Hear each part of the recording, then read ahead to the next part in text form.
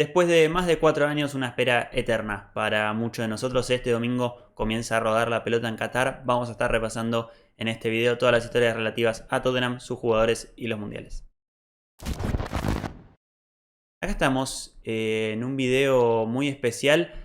Volvemos después de una semanita de break, después de esta primera parte de la temporada, y volvemos con un tema que no es habitual. Lógicamente vamos a estar hablando sobre este mundial que comienza el domingo, Qatar 2022. La única excepción a la regla se juega en noviembre-diciembre, por eso a mitad de temporada tuvimos que cambiar básicamente todo el rumbo de lo que venían siendo nuestros videos, y vamos a estar arrancando justamente hoy para hablar sobre las historias que conectan tanto a Tottenham con los mundiales a lo largo de estos casi 100 años de mundiales. 92 son en las 21 ediciones que tuvo este evento hasta el momento. Esta va a ser la 22ª.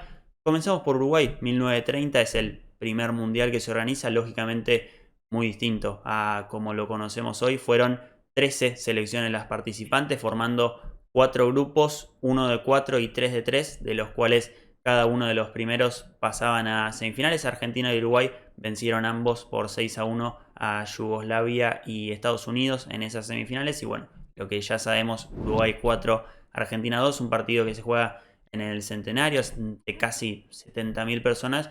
Se disputa el primer tiempo con la pelota que dispone Argentina, que propone Argentina. Se va ganando 2-1 en el entretiempo. Hay mucho rumor sobre lo que pasa en ese entretiempo, en los vestuarios. Y se juega la segunda parte con la pelota de Uruguay, que con goles de Sea, Iriarte y Castro da vuelta al partido 4-2 en un mundial donde lógicamente no hubo nada relacionado con Tottenham. Inglaterra no clasificó y casi no había jugadores del extranjero jugando para sus selecciones. En cuanto a 1934, tampoco hay relación con Tottenham, pero mencionar que ese mundial en Italia se juega sin fase de grupos, directamente octavos, cuartos, semis y final. Fueron 16 selecciones participantes, lógicamente entre las que no estuvo Inglaterra, y salió campeón Italia, la selección local, venciendo 2-1 a Checoslovaquia en el tiempo extra de la final. 1934 bastante parecido, no va a Inglaterra. Hay 15 selecciones participantes en este caso, por la baja de Austria al ser anexada justo en mayo de este año por la Alemania nazi. Una selección que recibe un par de jugadores austríacos, pero pierde por penales en octavos. Un mundial donde Uruguay y Argentina se negaron a ir por el hecho de que se organice 2 veces seguidas en Europa. Italia 34 y Francia 38. España no pudo ir por la guerra civil. Italia termina venciendo a Hungría en la final 4-1, consiguiendo su segundo título. Como todos sabemos, la primera mitad de la década del 40 cubierta por la Segunda Guerra Mundial. Los mundiales a disputarse en el 42 y en el 46 se suspendieron, y volvió la acción para 1950. Ahora sí, en Brasil, con algo para comentar sobre Tottenham, que luego de ese mundial comienza la temporada donde consigue su primer título de liga en 1951, pero para este mundial aporta a 4 jugadores. Los 4 son parte de la selección inglesa que debuta en ese mundial. Estamos hablando de Ted Ditchburn, el arquero, Eddie Bailey, y 2 nombres realmente muy importantes: Alf Ramsey, que quizás algunos ya lo conocen, pero vamos a estar hablando de él más adelante en profundidad, no como jugador sino en otro rol, y Bill Nicholson, la figura más importante de la historia del club, no solo por lo que dio en la cancha, sino también su legado dirigiendo desde el banco, y todo lo que está fuera de eso también. En cuanto a ese mundial, un formato que estaba pensado para 16 selecciones, después de muchas bajas por distintas razones, quedaron conformados 4 grupos que inicialmente eran de 4 selecciones cada uno, pero finalmente fueron 2 nada más de 4. Hubo uno que fue de 3 y uno que fue de 2 nada más.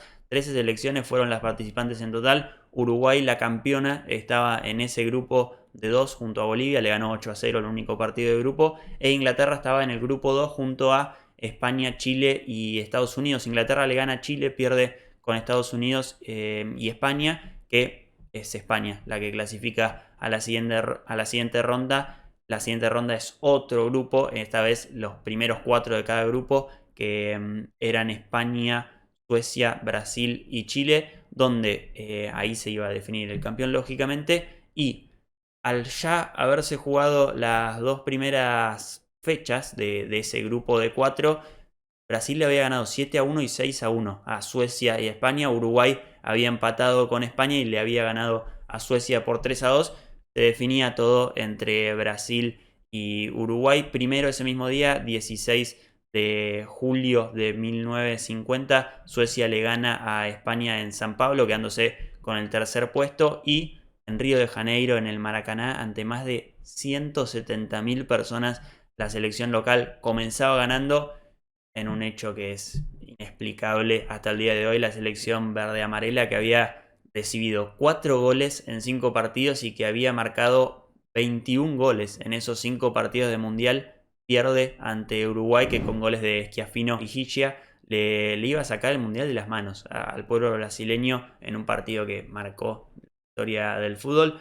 Yendo a 1954, el mundial organizado por Suiza, la primera victoria de Alemania. Disputó con 4 grupos de 4, donde clasificaban los 2 primeros a cuartos de final, que es un formato que se repite bastante, donde no hubo inconvenientes en este caso en lo sucedido en ediciones pasadas. Y sí, un detalle a destacar: a pesar de ser grupo de 4, algo inexplicable, cada selección, en vez de enfrentar a 3 de sus rivales, se enfrentaba a 2 nada más del grupo. La selección de Inglaterra, por ejemplo, gana y empata sus partidos de grupo y le restaba jugar con otro rival todavía. Pasa a los octavos, donde es eliminada por Uruguay. Una selección inglesa que por primera vez, y se va a volver a repetir 60 años después, en 2014, no contó con jugadores de Tottenham entre sus convocados, por lo que no hubo representación del club en este mundial. Sí la hubo en 1958, con los primeros representantes extranjeros del Tottenham en un mundial. El primero de ellos, Danny Blanchflower, capitán de esa Irlanda del Norte y del segundo Tottenham campeón en 1961, también capitán. Compartió grupo con Alemania, Argentina y Checoslovaquia, sacando una victoria ante esta última, ante Checoslovaquia, empate con Alemania y derrota ante Argentina. También como representantes de Tottenham, en este caso en Gales, estuvieron Mel Hopkins, Terry Medwin y Cliff Jones, parte fundamental también de ese Tottenham de Bill Nicholson, campeón de Liga, Cup Winners' Cup y 3 FA Cups, 159 goles en Tottenham, uno de los mejores goleadores de la historia del club. Compartieron grupo con Suecia, Hungría y México, empataron los 3 partidos y quedaron afuera con esa Brasil solo por 1-0 en cuartos. Gol de Pelé, que tenía 17 años y 7 meses, es hoy en día el gol marcado por el jugador más joven de la historia en los mundiales. Después iba a marcar 3 en semis y 2 en la final. Y por último, la selección inglesa, que clasificó a ese mundial, también empató los 3 partidos de grupo, pero no pasó a los cuartos por una derrota con la URSS a modo de desempate de ese grupo. Los dos tenían 3 puntos y habían sido parte de esa selección inglesa Maurice Norman y Bobby Smith como representante de Tottenham. Bobby Smith, un 9 que ha metido goles importantes en la historia del club, 55 en total en su carrera en Tottenham. Para 1962 en Chile vuelve a ser convocado Norman para Inglaterra, y en este caso es acompañado por Jimmy Greaves, el mejor goleador de la historia del club, que iba a marcar un gol en ese mundial, el 3-1 contra Argentina, en lo que fue un mundial de nuevo con 4 grupos de 4. Clasifica a Inglaterra segunda a los cuartos, donde queda fuera con Brasil 3-1 con 2 goles de Garrincha, y llega al 66, mundial que se disputa en Inglaterra. Esta vez el único jugador convocado de Tottenham volvió a ser Jimmy Greaves, que vive una historia muy particular en este mundial. A pesar de él no haber marcado ningún gol en fase de grupos, disputa los 3 partidos desde el arranque. Es un jugador importante en esa selección y selecciona en el último de estos 3 partidos. Pierde su lugar ya para los cuartos, donde enfrenta a Inglaterra a Argentina en Wembley, y Geoff Hurst, a quien no solo le bastaría con meter el único gol de ese partido, que también es muy recordado por esa anécdota de Ratín, el capitán argentino, su expulsión con la bandera británica en ese córner.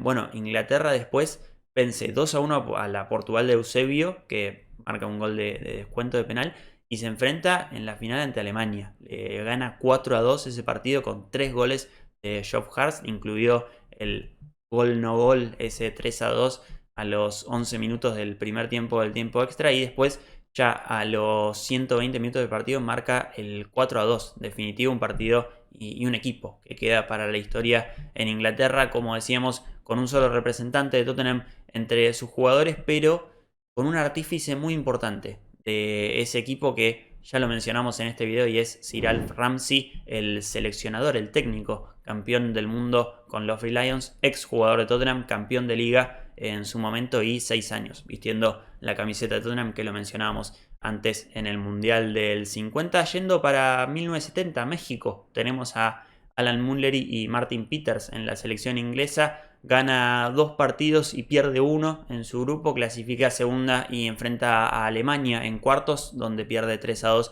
en el tiempo extra. Pero justamente, una curiosidad, goles de Alan Mullery y Martin Peters. En lo que era el 2-0 parcial para ese partido ante Alemania, termina perdiendo 3-2 la defensora del título, Inglaterra. Alemania después pierde con Italia, que Italia pierde con Brasil, tricampeona 4-1 de la mano de Pelé y todo un equipo detrás, ¿no? Esa Brasil de los 70. Después yendo a Alemania, 1974, campeones del mundo por segunda ocasión, esta vez de local. No hubo representación de Tottenham, tampoco clasificó Inglaterra. Lo mismo para 1978 en Argentina, un mundial marcado por la dictadura que gobernó el país entre el 76 y el 83, que dejó miles de desaparecidos, persiguió, censuró todo aquello que se le oponía. Una estrategia del gobierno de facto el hecho de traer la Copa del Mundo al país como arma de distracciones al pueblo, si se quiere decir, o también una manera de mostrar una determinada imagen del país. Cuestión, un mundial donde no participa nuevamente Inglaterra, como decíamos, pero sí hay una historia que conecta a Tottenham con este mundial en lo que es la única temporada del club en segunda división en los últimos 70 años de historia. Tottenham venía de ascender en la 76-77 de la mano de Keith Berkinson, su primera temporada al mando, de nuevo a la First Division. Justamente en ese mercado, el Tottenham, que vuelve a la máxima división del fútbol inglés, busca en el mercado a 2 integrantes de esa selección argentina de Menotti, que había conseguido su primera estrella, y no estamos hablando nada más y nada menos que de Osvaldo Ardiles y Ricardo Villa, 2 piezas importantísimas de ese equipo. Llegan a Tottenham semanas después de consagrarse campeones del mundo. Justamente Osvaldo Ardiles vuelve a ser muy importante en el próximo mundial, el de España 1982, no solo por el hecho de ser uno de los 3 argentinos que estaba jugando en el exterior, ser el único que estaba jugando en Inglaterra, sino también por todo lo que eso significaba en ese momento de la historia. La gente es verdad que lo quería mucho en Londres, pero en abril de ese año, del 82, se desata la guerra en Malvinas entre Argentina e Inglaterra. En White Hart Lane hasta se llegó a cantar por él en su momento, hubo hasta banderas, pancartas en apoyo para Ozzy, como lo llamaban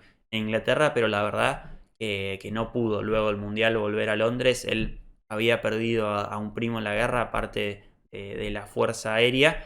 Se da una temporada de préstamo a París, al PSG, y regresa al club para la temporada siguiente, para la 83-84, donde justamente vuelve a Tottenham para ganar la Copa UEFA en ese último partido de Keith Berkinshaw en White Hart Lane. En cuanto al Mundial en sí, 1982, España, él convierte un gol en la fase de grupos, el cuarto en el 4-1 contra Hungría. Y se hablaba mucho se sigue hablando de ese plantel que tenía Argentina, con Maradona, Valdano, Kempes, Pasarela, Bertoni, Filiol en el arco también. Pero la verdad es que fue un fracaso ese mundial para el albiceleste. Tenía que defender el título y quedó afuera en esa segunda fase de grupos con Italia y Brasil, perdiendo los 2 partidos. Maradona expulsado en ese último 3-1 contra Brasil. Un mundial que, para explicarlo, tuvo 24 participantes en este caso. Primero 6 grupos de 4. Los 2 primeros de cada grupo pasaban a la siguiente fase de grupos, que eran 4 grupos de 3 equipos cada uno. De esos 4 grupos clasificaba solo el primero y ahí sí, había semifinales y final. En cuanto a Inglaterra, convocó a Ray Clemens y Glenn Hoddle de Tottenham, mientras que Escocia convocó a Steve Archibald, que convirtió el 5º gol en una goleada por 5-2 a Nueva Zelanda en el grupo. Escocia iba a quedar afuera en el primer grupo, en la primera fase de grupos, Inglaterra en la segunda fase de grupos, al igual que Argentina. Un mundial que gana Italia por 3-1 ante Alemania en el Bernabéu. Y vamos ahora al 86, un mundial que tiene algunas historias relacionadas con Tottenham, quizás no tan directo, pero primero hablar de Pat Jennings, un arquero reconocido tanto en Tottenham como en Arsenal, con 472 partidos en el club, entre 1964 y 1977, pero que justo en ese año, en 1977, se cruza de vereda en el norte de Londres y disputa los últimos 237 partidos de su carrera con la camiseta del Arsenal. Tiene su partido de despedida en Highbury enfrentando a Tottenham en mayo de 1985 y es ahí cuando, desde su retiro, pasa algo más loco todavía, y es que vuelve a Tottenham para sumarse a la reserva y ponerse a tono para el Mundial de México. Estuvo también en Everton, haciendo parte de esa preparación, no jugó ningún partido oficial y llegó al Mundial a sus 41 años, siendo el jugador más viejo de la historia para ese momento en disputar un Mundial, donde jugó los 3 partidos de grupo de su selección y recibió 6 goles. Otra anécdota, cambiando totalmente de dirección, de selección, digamos, en la previa de ese mundial es la de Diego Maradona, siendo parte de ese partido homenaje a Osvaldo Ardiles el 1 de mayo de 1986. Justamente es Ardiles quien lo invita a Maradona a White Hart Lane, donde con la 10 de Tottenham dejó destellos de magia que son imborrables para muchos de los que asistieron a ese amistoso ante el Inter. Después, bueno, mencionar algo que también, se une a esto, tiene alguna relación con Maradona, si se quiere, que son los convocados Gary Stevens, Chris Waddle y Glenn Hoddle para vestir la camiseta de Inglaterra en México. Tanto Gary Stevens como Glenn Hoddle estaban en campo en el comienzo de ese segundo tiempo en los cuartos de final ante Argentina en el Azteca. Minutos 51 y 57, primero la mano de Dios y después el gol del siglo. Maradona en lo que es quizás la mejor actuación individual de un jugador en un partido, con un primer tiempo espectacular, un segundo tiempo con 2 de los goles más recordados de la historia del deporte. Ya en el minuto 69 iba a ingresar Chris Waddle, a los 10 minutos, al 81, Lineker descuenta, pero el partido iba a quedar 2-1. Ese mundial, no hace falta decirlo, el segundo de Argentina, la obra maestra de Maradona. Yendo al siguiente, a Italia 90, Tottenham tiene 3 representantes, 2 de la selección inglesa, que son Lineker y Gascoigne, y también tiene a Chris Hughton en Irlanda. Un Lineker que había sido goleador el mundial pasado con 6 goles, marca 4 en este mundial, uno de ellos en el primer partido de fase de grupo, justamente entre Inglaterra e Irlanda. Ambos clasifican a los octavos de final y Irlanda pasa a Rumania por penales, pero pierde con Italia en cuartos, mientras que Inglaterra logra su cuarto puesto, superando a Bélgica en octavos, Camerún en cuartos y 2 derrotas ante Alemania en semis e Italia, el partido definitorio por tercer y cuarto puesto. Un mundial recordado por un fútbol de bajísimo vuelo, donde sale campeón Alemania ante esa Argentina de Bilardo que no había jugado bien durante todo el campeonato, pero pierde el partido por un penal que se sigue discutiendo a día de hoy acá en Argentina. Estados Unidos 1994 fue el último mundial así, con 24 selecciones, eran 6 grupos. No fue Inglaterra en este caso, y el único representante de Tottenham en este mundial fue Erik Tosbert, el arquero noruego que jugó los 3 partidos de grupo. Recibió un gol nada más, pero no le alcanzó a Noruega, con una victoria por 1-0, empate 0-0 y derrota por la mínima para pasar octavos. Quedaron todos el grupo por 4 puntos. Noruega quedó última, y eso que clasificaba el mejor tercero. Así que también una mala suerte terrible para Eric. Ahora Francia 1998, ya hay bastantes. De Tottenham, 8 en total. Frode Godas, arquero y capitán noruego. Bartsen también para Noruega. Colin Calderwood siendo parte de Escocia. Y Alan Nielsen en Dinamarca. Estaba Jürgen Klinsmann, también capitán de Alemania a sus 33 años. Por último, los ingleses Sol Campbell, Darren Anderton y Les Ferdinand. Tanto Inglaterra como Noruega y Dinamarca pasaron la fase de grupos. Noruega perdió en octavos contra Italia, Dinamarca en cuartos contra Brasil, e Inglaterra en esos octavos contra Argentina. Un partido que arrancaba ganando Argentina con gol de Batistuta, lo empata Shearer y lo da vuelta a Owen a los 16 minutos de partido.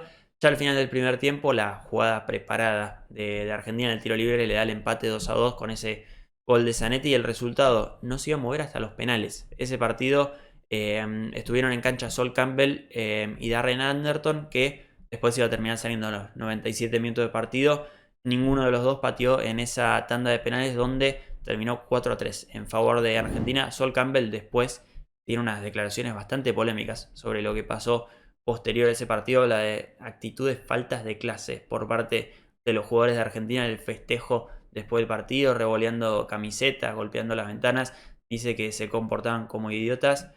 Finalmente ese mundial se lo iba a quedar Francia en Saint-Denis, final 3-0 contra Brasil. En 2002 Tottenham lleva a Casey Keller, arquero estadounidense, a Teddy Sheringham para la selección inglesa y a Christian Siege, que hasta hace unos años tenía el título de ser el jugador que en cancha y siendo jugador de Tottenham para ese momento había llegado más lejos en un mundial siendo partícipe de esa final Alemania-Brasil. Yokohama 2-0 con 2 goles de Ronaldo había sido para Brasil. Sigue, ingresa ya con el resultado opuesto en el minuto 84, nada cambió en ese partido. En 2006 en Alemania van 5 de Tottenham: Paul Robinson, Michael Carrick, Jermaine Genas y Aaron Lennon para Inglaterra y Yang Pio-Lee para Corea del Sur, que no iba a pasar la fase de grupos, y una Inglaterra de Sven-Goran Eriksson que con un plantel que tenía a Rio Ferdinand, a Terry, a Cole, Gerrard, Lampard, Beckham, Rooney, Owen y muchos otros más, apenas pudo ganarle a Paraguay y Trinidad y Tobago. Empató con Suecia en fase de grupos, le gana 1-0 a Ecuador en octavos y pierde por penales con Portugal en los cuartos. Después, yendo a 2010, son 9 los que viajan a Sudáfrica: Basón y Azuekotó con Camerún, Wilson Palacios con Honduras, Aurelio Gómez con Brasil, y 5 fueron los ingleses: Ledley King, Michael Dawson, Aaron Lennon, Peter Crouch y Jermaine Defoe. Camerún y Honduras quedaron últimos de sus grupos. Brasil queda eliminada por Países Bajos en cuartos. Aurelio Gómez no tiene ni un minuto en el arco de Julio César en esa selección de Dunga. Y una Inglaterra de Capello en Sudáfrica que pasa segunda de grupo con una victoria y 2 empates. Queda fuera en octavos ante Alemania 4-1 con ese recordado gol fantasma que no le cobran a Lampard. Una selección inglesa de la que se habla más de lo que pasó fuera del campo en Sudáfrica que lo que pasó en el verde césped. El siguiente, Brasil 2014, como decíamos al principio del video, este y el 54, las únicas 2 veces que Inglaterra no convocó jugadores de Tottenham, sí fueron Jan Vertonghen, Moussa Dembélé y Nacer Chadli con Bélgica, Paulinho con Brasil, Lloris con Francia y Bentaleb con Argelia. Todos pasaron fase de grupos. El que más lejos llegó fue Paulinho, esa semifinal 7-1 ante Alemania. Bélgica llega a cuartos, donde pierde con Argentina. Igualmente lo mismo para Francia, que pierde con Alemania en cuartos. Una Alemania que venía de ganarle a Argelia en octavos. Para el último mundial a la fecha, hace ya 4 años y unos meses, Rusia 2018, fueron 12 de Tottenham y se dio la que es la presencia de Tottenham más fuerte en mundiales, en mi opinión, con Hugo Lloris, campeón y capitán de esa Francia de Deschamps. Presencia fuerte también en el tercer y cuarto puesto con Toby Alderweireld, Jan Vertonghen, Moussa Dembélé con Bélgica, Dele Alli, Dyer, Kane, Trippier y Rose con Inglaterra. Además, Eriksen con Dinamarca, que queda fuera en octavos por penales contra la subcampeona ante Croacia. Y Heung-min Son, que tuvo 2 goles en este mundial. Pierden con Suecia y México. A México le marca su primer gol. Y después tienen la victoria por 2-0 ante Alemania. Histórica, se podría decir, con ese gol en el minuto 96 de Heung-min Son para poner el 2-0 final, donde se ganó un gran afecto de la afición mexicana. Él, siendo la cara de esa Corea del Sur que eliminó a Alemania, le dio una gran mano a México. Por eso el afecto. Y llegamos al día de hoy, a Qatar 2022, o a mañana, mejor dicho, donde va a arrancar una nueva ilusión. Para 32 países tenemos en nuestras filas también 12 jugadores. Va a pesar en el grupo A con Senegal, Kane, Dyer, Davis y Rodon. También en el grupo B, Cuti Romero con Argentina. En el grupo C, Lloris y Højbjerg compartiendo el grupo D, Perisic en el grupo F con Croacia, Richarlison en el G con Brasil y Bentancur con Heung-min Son compartiendo el grupo H. Muchas selecciones importantes con jugadores importantes. De Tottenham hablo de Cuti Romero, hablo de Richarlison, hablo de Harry Kane, hablo de Lloris, hablo de Højbjerg también, ¿por qué no? Realmente representación fuerte de Tottenham. No me extrañaría que alguno de estos salga campeón y siendo importante en su equipo, pero bueno, eso es lo que estaremos viendo durante este mes. Los esperamos con muchísimo contenido. Vamos a estar trayéndoles durante este mes muchos videos, muchos directos, seguramente con predicciones dentro de poco, una breve introducción para cada uno de los jugadores de Tottenham que va a estar disputando esta selección también durante esta semana, la próxima. Así que eso, los esperamos con muchos más videos esta semana, seguramente directos también, como decíamos, para charlar, para ver algún partido. Y bueno, muchísimas gracias a todos. Dejen un comentario, que siempre es lo que más nos interesa saber sobre ustedes. ¿Qué opinan sobre este video? Si les gustó. Y bueno, ¿qué esperan para este mundial? Suscríbanse, que nos dan una mano enorme y nos vemos la próxima. Chau, chau.